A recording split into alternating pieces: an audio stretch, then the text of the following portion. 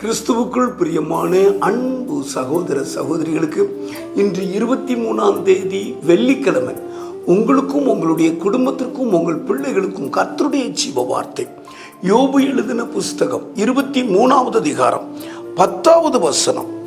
ஆனாலும் நான் போகும் வழியை அவர் அறிவார். அவர் என்னை சோதித்த பின் நான் சுத்த பொன்னாக விளங்குவேன். இந்த ஜீவ வார்த்தையை கேட்கிற உங்களுடைய காதுகள் பாக்கியவான்கள். இந்த ஜீவ வார்த்தை நிறைவேற இயேசு சிலுவையில் மரித்திருக்கிறார்.